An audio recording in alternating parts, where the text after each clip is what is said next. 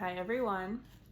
It appears Facebook is down at the moment. I was trying to sneak on a little early to read an excerpt of Intermission, which is the third in my superhero series. It's the final.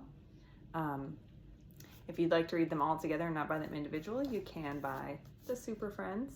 That's got Resilience, Disturbance, and Intermission all in one book. The ebook will be out on March 18th, but you can get the paperback and hardcover right now. So I will upload this to Facebook in a little while once it's back. Until then, I will read you guys a little bit of Intermission. And I'm going to go ahead and start. 6 months after the end of Disturbance. So spoiler alert, if you have not read Resilience and Disturbance, shut this off because you're not going to know what's going on. If you have read them, join me. Reed and Barton were out on an assignment while Rose and Jay welcomed 2 more potential heroes into Brentwood Labs. Jay's friend Bruce Osborn had recently married a younger woman, Remington Doyle, and they seemed like a good fit for his newest chemical compounds. "Thanks for coming, guys," Jay greeted the couple as they were escorted into the lab. The 2 couples exchanged hugs and pleasantries before getting into the business side of their visit. "So, Jay," Osborn began, "what is this proposition you have for myself and Remington?" Fun fact, I don't have my special binder, so it's so tiny. Rose jumped in with the answer. "Bruce, I'm not sure if you know this or not, but Jay was Omega." The surprise on Bruce's face gave her her answer. She continued, "When he wasn't able to continue being a superhero, he began creating chemical compounds to give new people the abilities they need to keep the city safe. I'm Resilience," she revealed. "My friend Reed is Disturbance, and her boyfriend is Archer. Would you 2 be interested in joining our ragtag team of superheroes?" Remington answered first. "I'm definitely interested. What kind of powers are available?" She looked at her husband, placing her hand comfortingly on his lower back. "Doesn't this sound like fun?" Bruce shrugged. "I'm not sure yet, doll. What are the superpowers we have to choose from? Or will we have the same power?" Jay replied, "I have 2 options," he began as he gestured to the flasks beside him. "The green one gives the power of super strength and super speed. Whoever drinks this one, though, will have a Jekyll and Hyde experience. The powers will only work during one of the 2 personalities."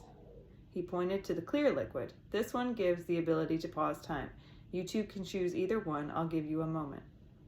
After a few minutes of silence, as Remington and Bruce whispered to each other, the couple had their decision. "I'll take the green one," Bruce announced to get Jay and Rose's attention.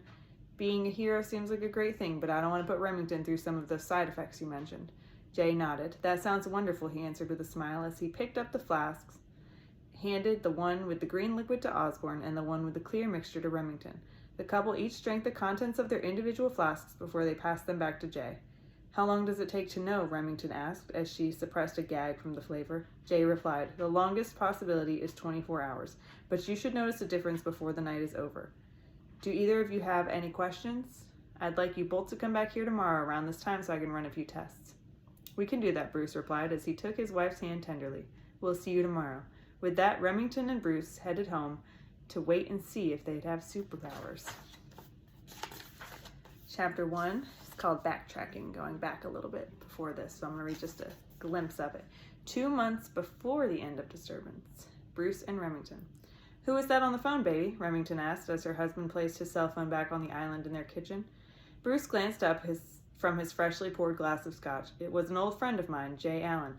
He's a fellow scientist, but he opened his own lab here in town. He has a proposal for the 2 of us." He began to share the details of his short call, running his hand through his thick auburn hair.